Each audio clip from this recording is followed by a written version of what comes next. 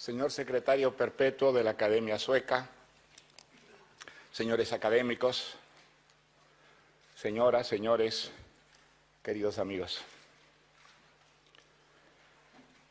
Elogio de la lectura y la ficción. Aprendí a leer a los 5 años en la clase del hermano Justiniano en el Colegio de La Salle, en Cochabamba, Bolivia. Es la cosa más importante que me ha pasado en la vida.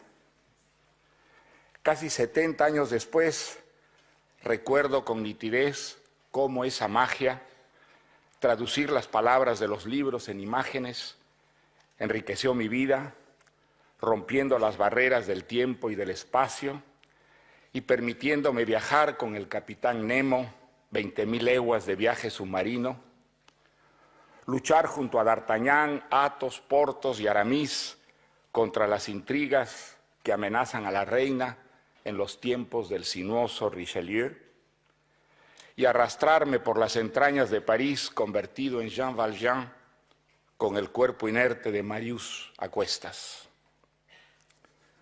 La lectura convertía el sueño en vida y la vida en sueño, y ponía al alcance del pedacito de hombre que era yo el universo de la literatura. Mi madre me contó que las primeras cosas que escribí fueron continuaciones de las historias que leía, pues me apenaba que se terminaran o quería enmendarles el final. ¿Y acaso sea eso lo que me he pasado la vida haciendo sin saberlo? Prolongando en el tiempo, mientras crecía, maduraba y envejecía, las historias que llenaron mi infancia de exaltación y de aventuras. Me gustaría que mi madre estuviera aquí, ella que solía emocionarse y llorar leyendo los poemas de Amado Nervo y de Pablo Neruda. Y también el abuelo Pedro, de gran nariz y calva reluciente, que celebraba mis versos. Y el tío Lucho, que tanto me animó a volcarme en cuerpo y alma a escribir, aunque la literatura en aquel tiempo y lugar alimentara tan mal a sus cultores. Toda la vida he tenido a mi lado gentes así, que me querían y alentaban y me contagiaban su fe cuando dudaba. Gracias a ellos, y sin duda también a mi terquedad y algo de suerte, he podido dedicar buena parte de mi tiempo a esta pasión, vicio y maravilla que es escribir, crear una vida paralela donde refugiarnos contra la adversidad que vuelve natural lo extraordinario y extraordinario lo natural, disipa el caos, embellece lo feo, eterniza el instante y torna la muerte un espectáculo pasajero. No era fácil escribir historias. Al volverse palabras, los proyectos se marchitaban en el papel y las ideas e imágenes desfallecían. ¿Cómo reanimarlos? Por fortuna, allí estaban los maestros para aprender de ellos y seguir su ejemplo. Flaubert me enseñó que el talento es una disciplina tenaz y una larga paciencia. Faulkner, que es la forma, la escritura y la estructura lo que engrandece o empequeñece los temas. Martorell, Cervantes, Dickens, Balzac, Tolstoy, Conrad, Thomas Mann, que el número y la ambición son tan importantes en una novela como la destreza estilística y la estrategia narrativa. Sartre, que las palabras son actos y que una novela, una obra de teatro, un ensayo, comprometidos con la actualidad y las mejores opciones, pueden cambiar el curso de la historia. Camus y Orwell, que una literatura desprovista de moral es inhumana. Y Malraux, que el heroísmo y la épica cabían en la actualidad tanto como en el tiempo de los argonautas, la Odisea y la Ilíada. Si convocara en este discurso a todos los escritores a los que debo algo o mucho, sus sombras nos sumirían en la oscuridad. Son innumerables. Además de revelarme los secretos del oficio de contar, me hicieron explorar los abismos de lo humano, admirar sus hazañas y horrorizarme con sus desvaríos. Fueron los amigos más serviciales, los animadores de mi vocación, en cuyos libros descubrí que aún en las peores circunstancias hay esperanza y que vale la pena vivir, aunque fuera solo porque sin la vida no podríamos leer ni fantasear historias. Algunas veces me pregunté si en países como el mío, con escasos lectores y tantos pobres, analfabetos e injusticias, donde la cultura era privilegio de tan pocos, escribir no era un lujo solipsista. Pero estas dudas nunca asfixiaron mi vocación y seguí siempre escribiendo, incluso en aquellos periodos en que los trabajos alimenticios absorbían casi todo mi tiempo. Creo que hice lo justo, pues si para que la literatura florezca en una sociedad fuera requisito alcanzar primero la alta cultura, la libertad, la prosperidad y la justicia, ella no hubiera existido nunca. Por el contrario, gracias a la literatura, a las conciencias que formó, a los deseos y anhelos que inspiró, al desencanto de lo real con que volvemos del viaje a una bella fantasía, la civilización es ahora menos cruel que cuando los contadores de cuentos comenzaron a humanizar la vida con sus fábulas. Seríamos peores de lo que somos sin los buenos libros que leímos, más conformistas, menos inquietos e insumisos, y el espíritu crítico, motor del progreso, ni siquiera existiría. Igual que escribir, leer es protestar contra las insuficiencias de la vida. Quien busca en la ficción lo que no tiene, dice, sin necesidad de decirlo, ni siquiera saberlo, que la vida tal como es no nos basta para colmar nuestra sed de absoluto fundamento de la condición humana y que debería ser mejor. Inventamos las ficciones para poder vivir de alguna manera las muchas vidas que quisiéramos tener cuando apenas disponemos de una sola. Sin las ficciones seríamos menos conscientes de la importancia de la libertad para que la vida sea vivible y del infierno en que se convierte cuando es conculcada por un tirano, una ideología o una religión. Quienes dudan de que la literatura, además de sumirnos en el sueño de la belleza y la felicidad, nos alerta contra toda forma de opresión, pregúntense por qué todos los regímenes empeñados en controlar la conducta de los ciudadanos de la cuna a la tumba, la temen tanto que establecen sistemas de censura para reprimirla y vigilan con tanta suspicacia a los escritores independientes. Lo hacen porque saben el riesgo que corren dejando que la imaginación discurra por los libros, lo sediciosas que se vuelven las ficciones cuando el lector coteja la libertad que las hace posibles y que en ellas se ejerce con el oscurantismo y el miedo que lo acechan en el mundo real.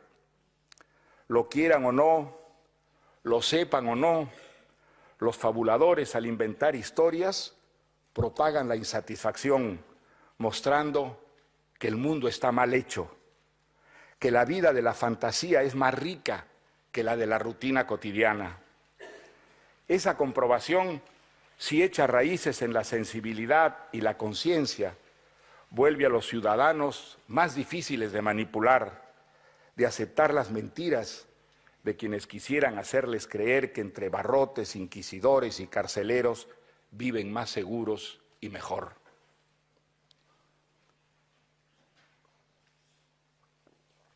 La buena literatura tiende puentes entre gentes distintas y haciéndonos gozar, sufrir o sorprendernos, nos une por debajo de las lenguas, creencias, usos, costumbres y prejuicios que nos separan.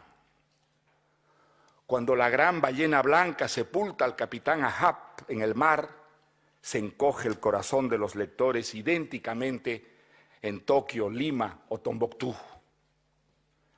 Cuando Emma Bovary se traga el arsénico, Ana Karenina se arroja al tren y Julien Sorel sube al patíbulo.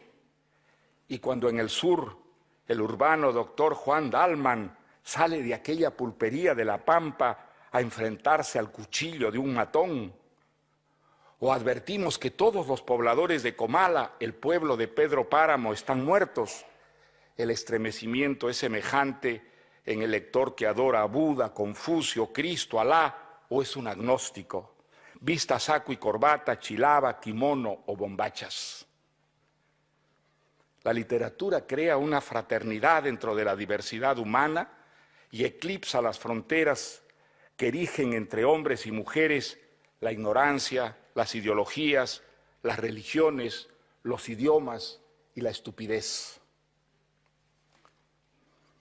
Como todas las épocas han tenido sus espantos, la nuestra es la de los fanáticos, la de los terroristas suicidas, antigua especie convencida de que matando se gana el paraíso, que la sangre de los inocentes lava las afrentas colectivas, corrige las injusticias o impone la verdad sobre las falsas creencias. Innumerables víctimas son inmoladas cada día en diversos lugares del mundo por quienes se sienten poseedores de verdades absolutas.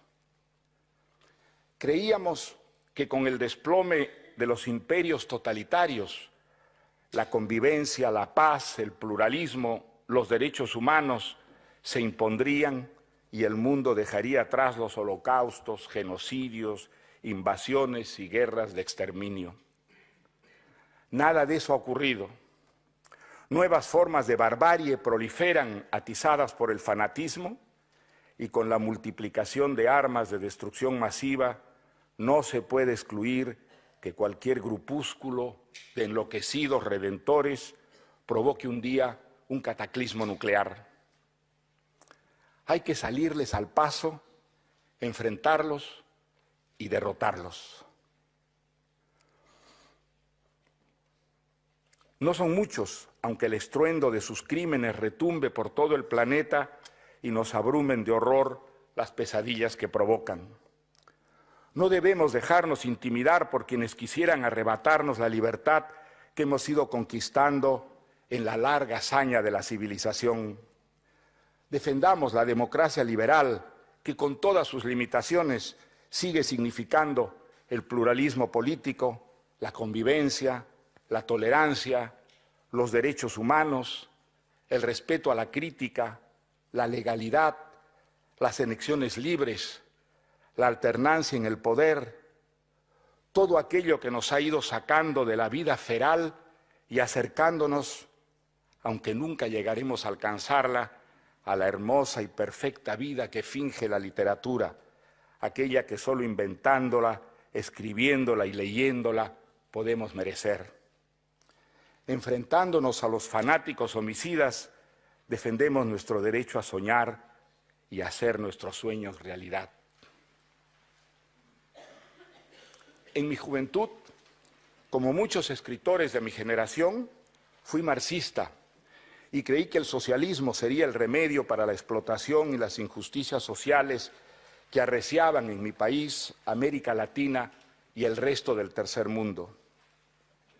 Mi decepción del estatismo y el colectivismo y mi tránsito hacia la democracia, hacia el demócrata y el liberal que soy, que trato de ser, fue largo, difícil y se llevó a cabo despacio y a raíz de episodios como la conversión de la Revolución Cubana, que me había entusiasmado al principio, al modelo autoritario y vertical de la Unión Soviética, el testimonio de los disidentes que conseguí escurrirse entre las alambradas del Gulag, la invasión de Checoslovaquia por los países del Pacto de Varsovia Y gracias a pensadores como Raymond Aron, Juan-François Revel, a Isaiah Berlin y Karl Popper, a quienes debo mi revalorización de la cultura democrática y de las sociedades abiertas.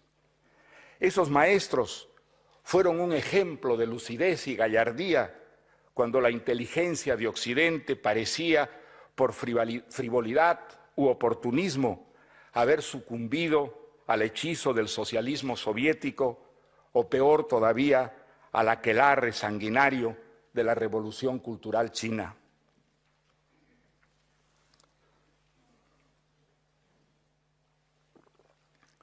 De niño, soñaba con llegar algún día a París, porque, deslumbrado con la literatura francesa, creía que vivir allí y respirar el aire que respiraron Balzac, Stendhal, Baudelaire, Proust, me ayudaría a convertirme en un verdadero escritor, que si no salía del Perú, solo sería un pseudoescritor de días domingos y feriados. Y la verdad es que debo a Francia, a la cultura francesa, enseñanzas inolvidables, como que la literatura es tanto una vocación como una disciplina, un trabajo y una terquedad. Viví allí cuando Sartre y Camus estaban vivos y escribiendo, en los años de Ionesco, Beckett, Bataille y Cioran, del descubrimiento del teatro de Brecht y el cine de Ingmar Bergman, el TNP de Jean Vilar y el Odeón de Jean-Louis Barrault, de la Nouvelle Vague y Le Nouveau Roman, y los discursos, bellísimas piezas literarias de André Malraux, y tal vez el espectáculo más teatral de la Europa de aquel tiempo, las conferencias de prensa y los truenos olímpicos del general de Gaulle. Pero ¿acaso lo que más le agradezco a Francia sea el descubrimiento de América Latina? Allí aprendí que el Perú era parte de una vasta comunidad a la que hermanaban la historia, la geografía, la problemática social y política, una cierta manera de ser y la sabrosa lengua en que hablaba y escribía. Y que en esos mismos años producía una literatura novedosa y pujante. Allí leía a Borges, a Octavio Paz, Cortázar, García Márquez, Fuentes, Cabrera Infante, Rulfo, Onetti, Carpentier, Edwards, Donoso y muchos otros, cuyos escritos estaban revolucionando la narrativa en lengua española y gracias a los cuales Europa y buena parte del mundo descubrían que América Latina no era solo el continente de los golpes de Estado, los caudillos de opereta, los guerrilleros barbudos y las maracas del mambo y el cha-cha-cha, sino también ideas, formas artísticas y fantasías literarias que trascendían lo pintoresco y hablaban un lenguaje universal. De entonces a esta época, no sin tropiezos y resbalones, América Latina ha ido progresando, aunque, como decía el verso de César Vallejo, todavía hay, hermanos, muchísimo que hacer. Padecemos menos dictaduras que antaño. Solo Cuba y su candidato a secundarla, Venezuela, y algunas pseudodemocracias populistas y payasas como las de Bolivia y Nicaragua.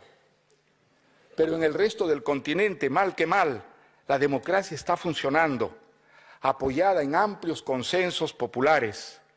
Y por primera vez en nuestra historia tenemos una izquierda y una derecha que, como en Brasil, Chile, Uruguay, Perú, Colombia, República Dominicana, México y casi todo Centroamérica, respetan la legalidad, la libertad, la crítica, las elecciones y la renovación en el poder. Ese es el buen camino. Y si persevera en él, combate la insidiosa corrupción y sigue integrándose al mundo, América Latina dejará por fin de ser el continente del futuro y pasará a serlo del presente.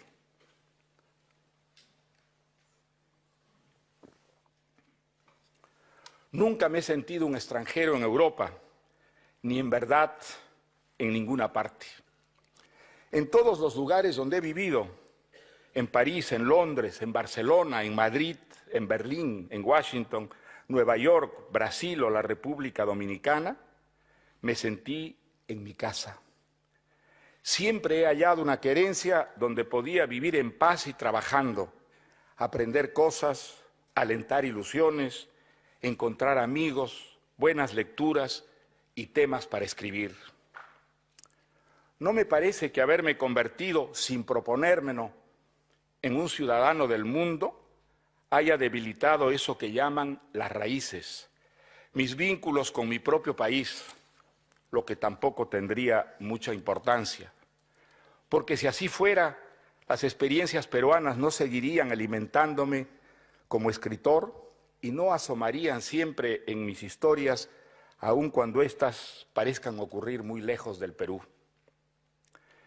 Creo que vivir tanto tiempo fuera del país donde nací ha fortalecido más bien aquellos vínculos, añadiéndoles una perspectiva más lúcida, y la nostalgia, que sabe diferenciar lo adjetivo y lo sustancial y mantiene reverberando los recuerdos. El amor al país en que uno nació no puede ser obligatorio, sino, al igual que cualquier amor, un movimiento espontáneo del corazón, como el que une a los amantes, a padres e hijos, a los amigos entre sí. Al Perú yo lo llevo en las entrañas, porque en él nací, crecí, me formé y viví aquellas experiencias de niñez y juventud que modelaron mi personalidad, fraguaron mi vocación, y porque allí amé, odié, sufrí y soñé. Lo que en él ocurre me afecta más, me conmueve y exaspera más que lo que sucede en otras partes. No lo he buscado ni me lo he impuesto, simplemente es así.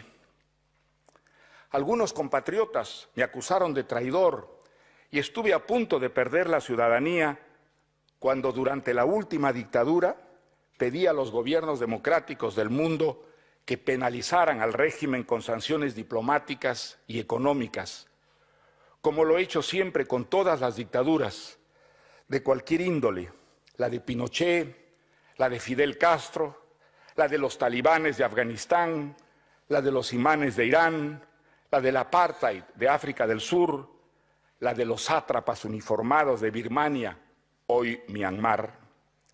Y lo volvería a hacer mañana, el destino no lo quiera y los peruanos no lo permitan, si el Perú fuera víctima una vez más de un golpe de Estado que aniquilara nuestra frágil democracia. Aquella no fue la acción precipitada y pasional de un resentido, como escribieron algunos polígrafos acostumbrados a juzgar a los demás desde su propia pequeñez. Fue un acto coherente con mi convicción de que una dictadura representa el mal absoluto para un país, una fuente de brutalidad y corrupción y de heridas profundas que tardan mucho en cerrar, envenenan su futuro y crean hábitos y prácticas malsanas que proliferan a lo largo de las generaciones, demorando la reconstrucción democrática. Por eso, las dictaduras deben ser combatidas sin contemplaciones, por todos los medios a nuestro alcance, incluidas las sanciones económicas. Es lamentable que los gobiernos democráticos, en vez de dar el ejemplo, solidarizándose con quienes, como las damas de blanco en Cuba, los resistentes venezolanos, o Aung San Suu Kyi y Liu Xiaobo, que se enfrentan con temeridad a las dictaduras que sufren, se muestren a menudo complacientes, no con ellos, sino con sus verdugos. Aquellos valientes, luchando por su libertad, también luchan por la nuestra. Un compatriota mío, José María Arguedas, llamó al Perú el país de todas las sangres. No creo que haya fórmula que lo defina mejor. Eso somos y eso llevamos dentro todos los peruanos, nos guste o no. Una suma de tradiciones, razas, creencias y culturas procedentes de los 4 puntos cardinales. A mí me enorgullece sentirme heredero de las culturas prehispánicas que fabricaron los tejidos y mantos de plumas de Nazca y Paracas, y los ceramios mochicas o incas que se exhiben en los mejores museos del mundo, de los constructores de Machu Picchu, el Gran Chimú, Chan Chan, Cuela, Psipán, las huacas de la Bruja y del Sol y de la Luna, y de los españoles que con sus alforjas, espadas y caballos trajeron al Perú, a Grecia, Roma, la tradición judeo-cristiana, el Renacimiento, Cervantes, Quevedo y Góngora, y a la lengua recia de Castilla que los Andes dulcificaron. Y de que con España llegara también el África, con su resiedumbre, su música y su efervescente imaginación a enriquecer la heterogeneidad peruana. Si escarbamos un poco, descubrimos que el Perú, como el Aleph de Borges, es en pequeño formato el mundo entero. Qué extraordinario privilegio el de un país que no tiene una identidad porque las tiene todas. La conquista de América fue cruel y violenta, como todas las conquistas, desde luego, y debemos criticarla, pero sin olvidar al hacerlo que quienes cometieron aquellos despojos y crímenes fueron en gran número nuestros bisabuelos y tatarabuelos, los españoles que fueron a América y allí se acriollaron, no los que se quedaron en su tierra. Aquellas críticas, para ser justas, deben ser una autocrítica, porque al independizarnos de España hace 200 años, quienes asumieron el poder en las antiguas colonias, en vez de redimir al indio y hacerle justicia por los antiguos agravios, siguieron explotándolo con tanta codicia y ferocidad como los conquistadores, y en algunos países diezmándolo y exterminándolo. Digámoslo con toda claridad, desde hace 2 siglos la emancipación de los indígenas es una responsabilidad exclusivamente nuestra y la hemos incumplido. Ella sigue siendo una asignatura pendiente en toda América Latina. No hay una sola excepción a este oprobio y vergüenza.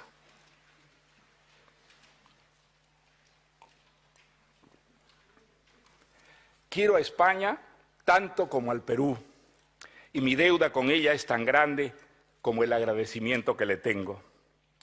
Si no hubiera sido por España, jamás hubiera llegado a esta tribuna, ni a ser un escritor conocido, y tal vez, como tantos colegas desafortunados, andaría en el limbo de los escribidores sin suerte, sin editores, ni premios, ni lectores, cuyo talento acaso, triste consuelo, descubriría algún día la posteridad.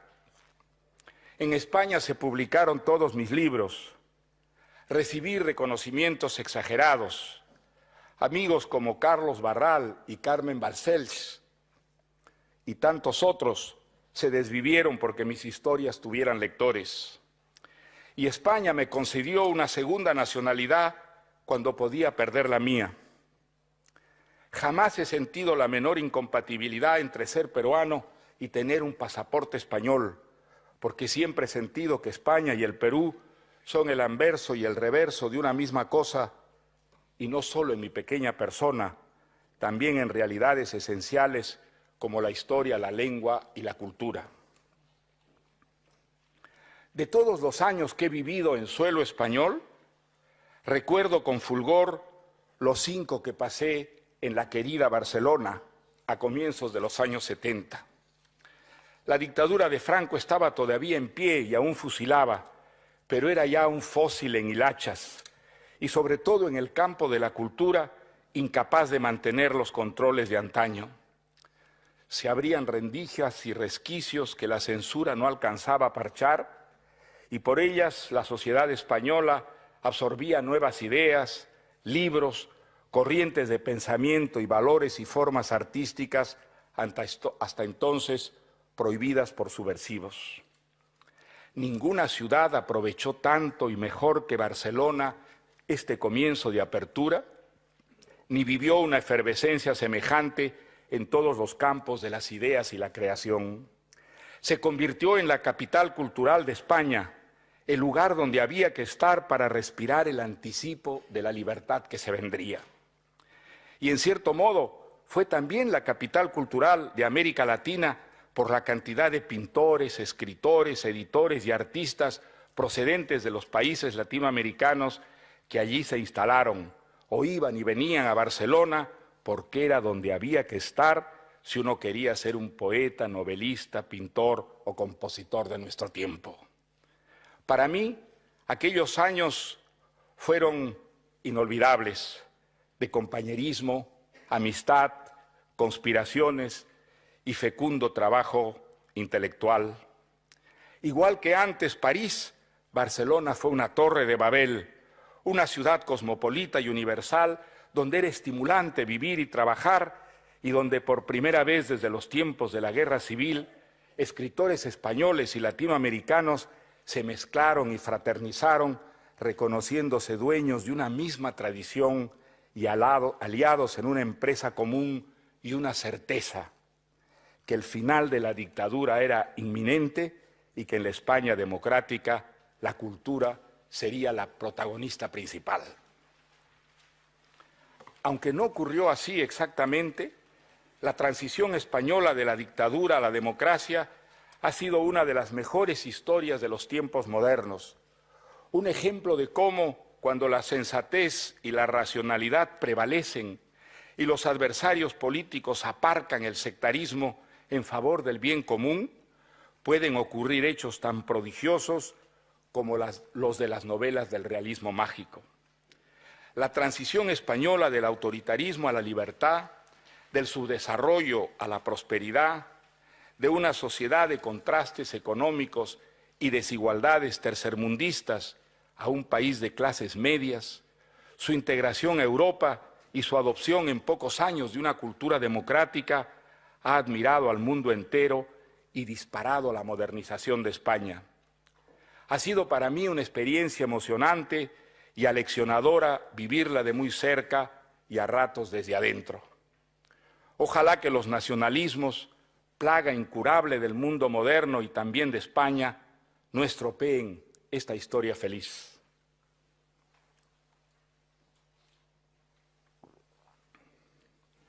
Detesto toda forma de nacionalismo, ideología o más bien religión provinciana, de corto vuelo, excluyente, que recorta el horizonte intelectual y disimula en su seno prejuicios étnicos y racistas, pues convierte en valor supremo, en privilegio moral y ontológico, la circunstancia fortuita del lugar de nacimiento.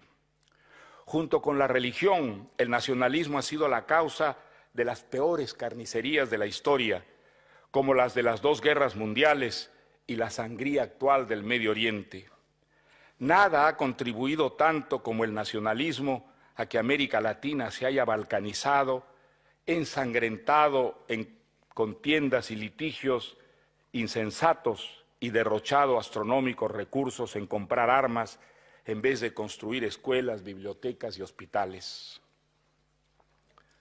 No hay que confundir el nacionalismo de orejeras y su rechazo del otro, siempre semilla de violencia, con el patriotismo, sentimiento sano y generoso de amor a la tierra donde uno vio la luz, donde vivieron sus ancestros y se forjaron los primeros sueños, paisaje familiar de geografías, seres queridos y ocurrencias que se convierten en hitos de la memoria y escudos contra la soledad. La patria no son las banderas, ni los himnos, ni los discursos apodícticos sobre los héroes emblemáticos, sino un puñado de lugares y personas que pueblan nuestros recuerdos y los tiñen de melancolía. La sensación cálida de que no importa dónde estemos, existe un hogar al que podemos volver. El Perú es para mí una Arequipa donde nací, pero nunca viví. Una ciudad que mi madre, mis abuelos y mis tíos me enseñaron a conocer a través de sus recuerdos y añoranzas, porque toda mi tribu familiar, como suelen hacer los arequipeños, se llevó siempre la ciudad blanca con ella en su andariega existencia. Es la Piura del desierto, el algarrobo y el sufrido burrito, al que los piuranos de mi juventud llamaban el pie ajeno, lindo y triste apelativo, donde descubrí que no eran las cigüeñas las que traían los bebés al mundo, sino que los fabricaban las parejas, haciendo unas barbaridades que eran pecado mortal. Es el Colegio San Miguel y el Teatro Variedades donde por primera vez vi subir al escenario una obrita escrita por mí. Es la esquina de Diego Ferré y Colón, en el Miraflores limeño. La llamábamos el Barrio Alegre, donde cambié el pantalón corto por el largo, fumé mi primer cigarrillo, aprendí a bailar, a enamorar y a declararme a las chicas. Es la polvorienta y temblorosa redacción del diario La Crónica, donde a mis 16 años velé mis primeras armas de periodista, oficio que con la literatura ha ocupado casi toda mi vida y me ha hecho, como los libros, vivir más, conocer mejor el mundo y frecuentar a gente de todas partes y de todos los registros, gente excelente, buena, mala y execrable. Es el Colegio Militar Leoncio Prado, donde aprendí que el Perú no era el pequeño reducto de clase media en el que yo había vivido hasta entonces confiado y protegido, sino un país grande, antiguo, enconado, desigual y sacudido por toda clase de tormentas sociales. Son las células clandestinas de Cahuide, en las que con un puñado de sanmarquinos preparábamos la revolución mundial. Y el Perú son mis amigos y amigas del Movimiento Libertad, con los que por 3 años, entre las bombas, apagones y asesinatos del terrorismo, trabajamos en defensa de la democracia y la cultura de la libertad. El Perú es Patricia, la prima de naricita respingada y carácter indomable, con la que tuve la fortuna de casarme hace 45 años.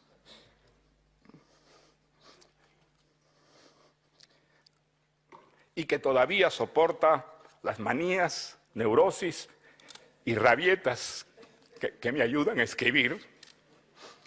Sin ella, mi vida se hubiera disuelto hace tiempo en un torbellino caótico y no hubieran nacido Álvaro, Gonzalo, Morgana, ni los 6 nietos que nos prolongan y alegran la existencia. Ella hace todo, y todo lo hace bien. Resuelve los problemas, administra la economía, pone orden en el caos, mantiene a raya a los periodistas y a los intrusos, defiende mi tiempo, decide las citas y los viajes, hace y deshace las maletas y es tan generosa que hasta cuando cree que me riñe, me hace el mejor de los elogios. Mario, para lo único que tú sirves es para escribir.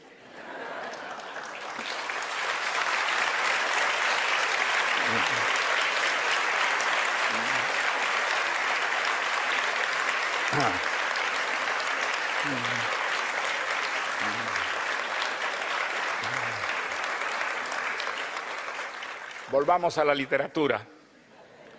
El paraíso de la infancia no es para mí un mito literario, sino una realidad que viví y gocé en la gran casa familiar de 3 patios en Cochabamba, donde con mis primas y compañeros de colegio podíamos reproducir las historias de Tarzán y de Salgari, y en la prefectura de Piura, en cuyos entretechos anidaban los murciélagos, sombras silentes que llenaban de misterio las noches estrelladas de esa tierra caliente.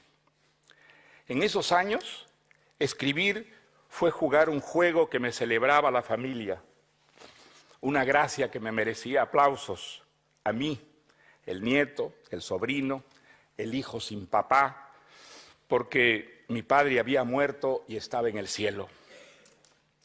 Era un señor alto y buen mozo, de uniforme de marino, cuya foto engalanaba mi velador y a la que yo rezaba y besaba antes de dormir. Una mañana piurana, de la que todavía no creo haberme recobrado, mi madre me reveló que aquel caballero en verdad estaba vivo.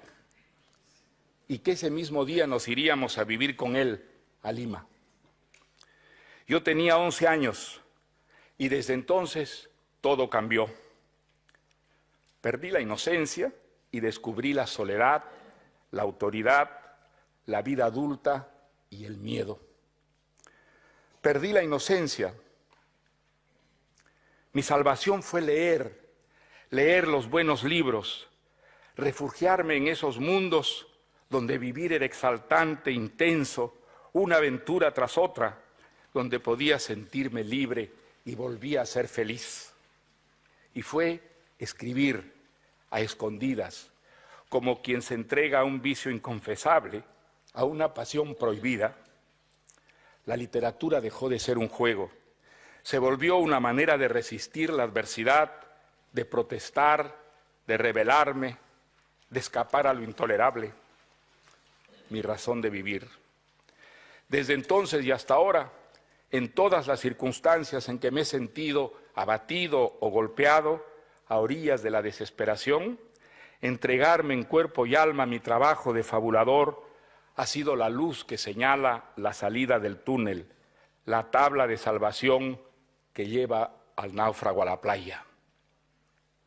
Aunque me cuesta mucho trabajo y me hace sudar la gota gorda, y como todo escritor siento a veces la amenaza de la parálisis, de la sequía de la imaginación, nada me ha hecho gozar en la vida tanto como pasarme los meses y los años construyendo una historia, desde su incierto despuntar, esa imagen que la memoria almacenó de alguna experiencia vivida, que se volvió un desasosiego, un entusiasmo, un fantaseo que germinó luego en un proyecto y en la decisión de intentar convertir esa niebla agitada de fantasmas en una historia. Escribir es una manera de vivir, dijo Flaubert. Sí, muy cierto, una manera de vivir con ilusión y alegría y un fuego chisporroteante en la cabeza, peleando con las palabras díscolas hasta maestrarlas, explorando el ancho mundo como un cazador en pos de presas codiciables para alimentar la ficción en ciernes y aplacar ese apetito voraz de toda historia que al crecer quisiera tragarse todas las historias. Llegar a sentir el vértigo al que nos conduce una novela en gestación cuando toma forma y parece empezar a vivir con cuenta propia, con personajes que se mueven, actúan, piensan, sienten y exigen respeto y consideración, a los que ya no es posible imponer arbitrariamente una conducta ni privarlos de su libre albedrío sin matarlos, sin que la historia pierda poder de persuasión, es una experiencia que me sigue hechizando como la primera vez, tan plena y vertiginosa como hacer el amor con la mujer amada semanas y meses sin cesar. Al hablar de la ficción, he hablado mucho de la novela y poco del teatro, otra de sus formas excelsas. Una gran injusticia, desde luego. El teatro fue mi primer amor. Desde que adolescente vi en el Teatro Segura de Lima La muerte de un viajante de Arthur Miller, espectáculo que me dejó traspasado de emoción y me precipitó a escribir un drama con incas. Si en la Lima de los 50 hubiera habido un movimiento teatral, habría sido dramaturgo antes que novelista. No lo había, y eso debió orientarme cada vez más hacia la narrativa. Pero mi amor por el teatro nunca cesó. Dormitó acurrucado a la sombra de las novelas, como una tentación y una nostalgia, sobre todo cuando veía alguna pieza subyugante. A fines de los 70, el recuerdo pertinaz de una tía abuela centenaria, la Mamaé, que en los últimos años de su vida cortó con la realidad circundante para refugiarse en los recuerdos y la ficción, me sugirió una historia. Y sentí de manera fatídica que aquella era una historia para el teatro, que solo sobre un escenario cobraría la animación y el esplendor de las ficciones logradas.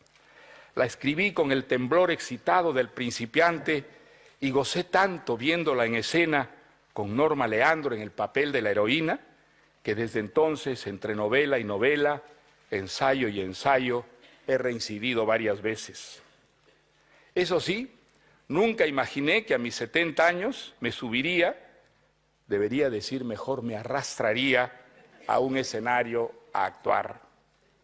Esa temeraria aventura me hizo vivir por primera vez en carne y hueso el milagro que es para alguien que se ha pasado la vida escribiendo ficciones, encarnar por unas horas a un personaje de la fantasía, vivir la ficción delante de un público. Nunca podré agradecer bastante a mis queridos amigos, el director Joan Ollé y la actriz Aitana Sánchez Gijón, haberme animado a compartir con ellos esa fantástica experiencia, pese al pánico que la acompañó.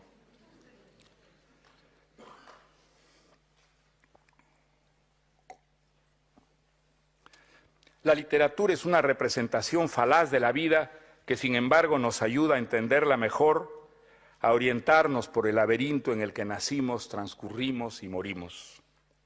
Ella nos desagravia de los reveses y frustraciones que nos inflige la vida verdadera, y gracias a ella desciframos, al menos parcialmente, el jeroglífico que suele ser la existencia para la gran mayoría de los seres humanos, principalmente aquellos que alentamos más dudas que certezas y confesamos nuestra perplejidad ante temas como la trascendencia, el destino individual y colectivo, el alma, el sentido o el sinsentido de la historia, el más acá y el más allá del conocimiento racional.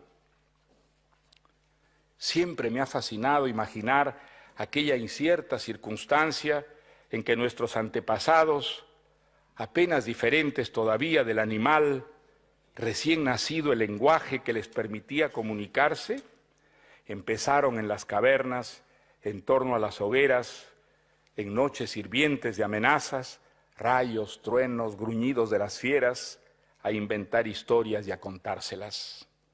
Aquel fue el momento crucial de nuestro destino, porque en esas rondas de seres primitivos, suspensos por la voz y la fantasía del contador, comenzó la civilización, el largo transcurrir que poco a poco nos humanizaría y nos llevaría al inventar al individuo soberano y a desgajarlo de la tribu, la ciencia, las artes, el derecho, la libertad, a escrutar las entrañas de la naturaleza, del cuerpo humano, del espacio y a viajar a las estrellas.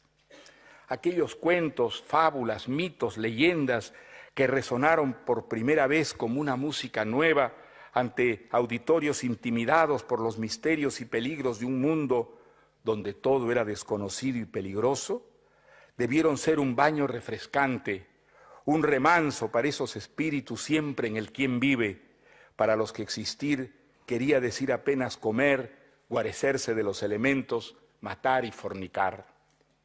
Desde que empezaron a soñar en colectividad, a compartir los sueños, incitados por los contadores de cuentos, dejaron de estar atados a la noria de la supervivencia, un remolino de quehaceres embrutecedores, y su vida se volvió sueño, goce, fantasía y un designio revolucionario, romper aquel confinamiento y cambiar y mejorar, una lucha para aplacar aquellos deseos y ambiciones que en ellos azuzaban las vidas figuradas y la curiosidad por despejar las incógnitas de que estaba constelado su entorno. Ese proceso nunca interrumpido se enriqueció cuando nació la escritura y las historias, además de escucharse, pudieron leerse y alcanzaron la permanencia que les confiere la literatura. Por eso hay que repetirlo sin tregua hasta convencer de ello a las nuevas generaciones.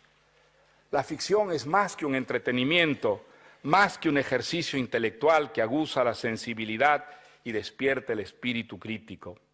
Es una necesidad imprescindible para que la civilización siga existiendo, renovándose y conservando en nosotros lo mejor de lo humano, para que no retrocedamos a la barbarie de la incomunicación y la vida no se reduzca al pragmatismo de los especialistas que ven las cosas en profundidad, pero ignoran lo que las rodea, precede y continúa.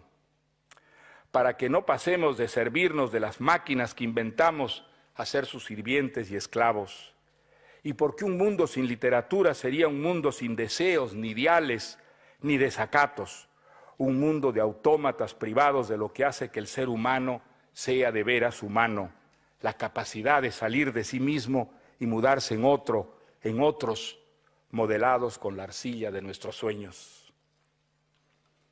De la caverna al rascacielos, del garrote a las armas de destrucción masiva, de la vida tautológica de la tribu a la era de la globalización, las ficciones de la literatura han multiplicado las experiencias humanas, impidiendo que hombres y mujeres sucumbamos al letargo, al ensimismamiento, a la resignación. Nada ha sembrado tanto la inquietud, removido tanto la imaginación y los deseos, como esa vida de mentiras que añadimos a la que tenemos gracias a la literatura para protagonizar las grandes aventuras, las grandes pasiones que la vida verdadera nunca nos dará. Las mentiras de la literatura se vuelven verdades a través de nosotros, los lectores transformados, contaminados de anhelos y por culpa de la ficción en permanente entredicho con la mediocre realidad. Hechicería que al ilusionarnos con tener lo que no tenemos, ser lo que no somos, acceder a esa imposible existencia donde como dioses paganos nos sentimos terrenales y eternos a la vez, la literatura introduce en nuestros espíritus la inconformidad y la rebeldía que están detrás de todas las hazañas que han contribuido a disminuir la violencia en las relaciones humanas. A disminuir la violencia, no a acabar con ella, porque la nuestra será siempre, por fortuna, una historia inconclusa. Por eso, tenemos que seguir soñando, leyendo y escribiendo, la más eficaz manera que hayamos encontrado de aliviar nuestra condición perecedera, de derrotar a la carcoma del tiempo y de convertir en posible lo imposible. Muchas gracias.